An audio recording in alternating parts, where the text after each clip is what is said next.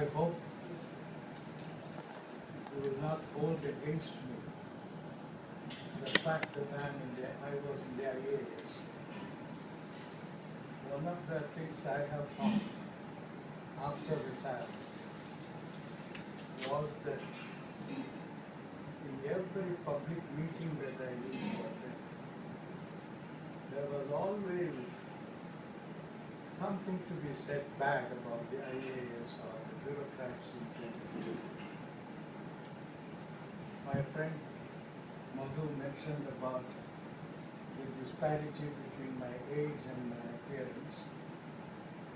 The reason is I decided that whenever an adverse reference was made to IAS in any meeting that I attended, I will deduct my age by 1 year.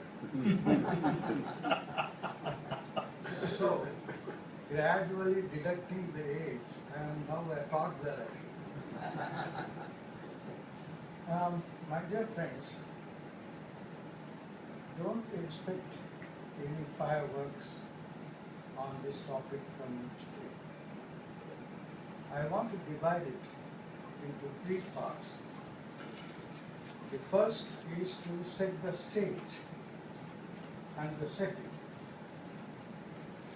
The second is a general overview of how the IAS has performed or failed to perform and why.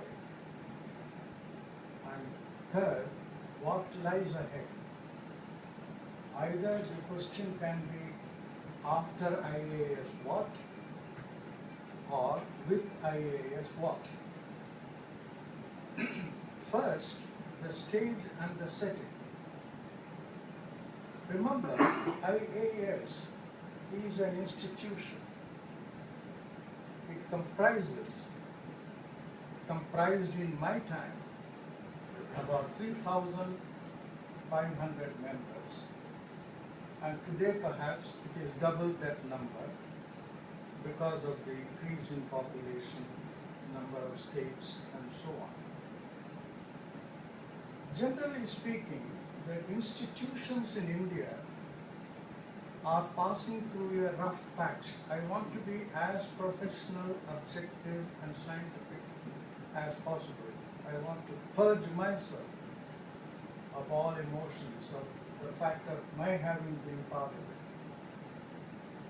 All institutions in India have hit a rough patch. Some may even say that the institutions are crumbling. And that extends all the way up to the judiciary. The institutions are not functioning as they are expected to for a variety of reasons. The first reason is the load on them. Once upon a time when we got independence, the population was barely 320 million. The demands on the institutions, whether they were bureaucracy, whether they were police or any other, judiciary, the demands on the institutions in those days were not as complex and as heavy and as diverse and as numerous as they are today. When I was young, if I went to a local dispensary in Pundamalli, for instance, I used to notice there used to be a single doctor and maybe 5 or 6 patients. Today, you go to a primary health center and with about 2 to 3 doctors, you have about 200 patients, 300 patients, 400 patients. Now, in those situations, even if a person is highly competent and motivated, the sheer pressure on him is apt to exhaust him and sometimes frustrate him and sometimes even make a vicious man out of him because he finds that he is not getting rest and he is being pilloried from morning till evening. And therefore, the situation that existed at the time India got independence, where things were more spacious, things were easily accessible, people were accessible, the population was less, cannot be compared to the present day when the complexities and the diversities and the sheer volume and number have gone beyond imagination.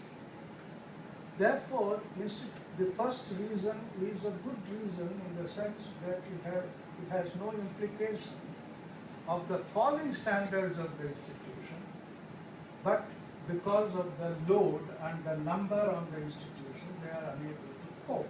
Even if they want to be good, if they want to be competent and able, they are unable to do it. The second point is something that I mentioned with trepidation, because the older people have always the habit of thinking that their generation was a golden era and the present generation is something to be decried.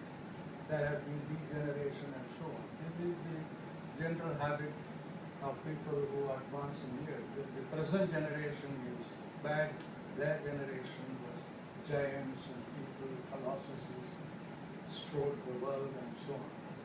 Therefore, I want to mention the second reason with a certain degree of hesitation, if not trepidation.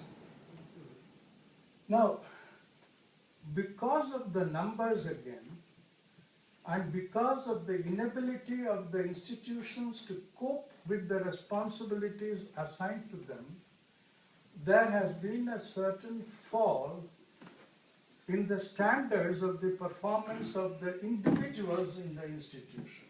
I mentioned the primary health center doctor. Even if he is a competent doctor, his performance is affected because of the fact that so many bear on him.